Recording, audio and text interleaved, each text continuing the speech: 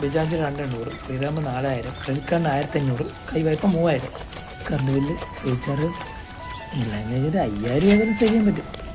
എന്താ മോനെ പതിവില്ലാണ്ടൊരു കണക്കൂട്ടലൊക്കെ? സാലറി വല്ലതും കൂട്ടി കിട്ടിയ? ഈ മോനെ ചെലവുണ്ട്. 2 പേര് 170, 340. 340 എടാ പിന്നെ ക്രിസ്മസ് ട്രിപ്പിന്റെ കാര്യം മറക്കല്. നമുക്ക് റിസോർട്ടൊക്കെ സെറ്റ് ചെയ്തിട്ടുണ്ട്.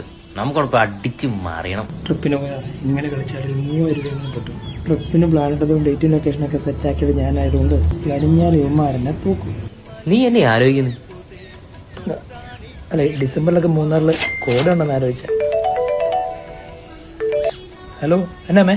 നമ്മുടെ അമ്മണി പശുവിന്റെ അകടിന് നീർവേഗം അതിന് മരുന്നും അതും ഇതും ഒക്കെ ആയിട്ട് 10,500 രൂപയെ. 200 രൂപ അമ്മയുടെ കയ്യിലുണ്ട്. 1300 നിന്റെ കയ്യിലുണ്ട്. അക്കൗണ്ടിലേക്ക് ഇടാം. ബബ്ബ ഇറങ്ങി കിട്ടില്ല. റിവ്യൂസ് ആണല്ലോ. ടിക്കറ്റ് ഉണ്ടോ? ഉണ്ട്.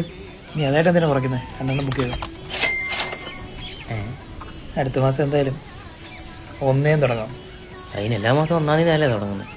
എന്താടാ പെട്രോൾ അടിക്കാൻ പൈസ ഉണ്ടോ? ആരല്ലെങ്കിൽ ഒന്ന് മറിക്കാം. പ്രസിദ്ധമായതാം ചോറ്റാനിക്കരയിൽ വാഴും അംബികേ നമസ്തുതേ.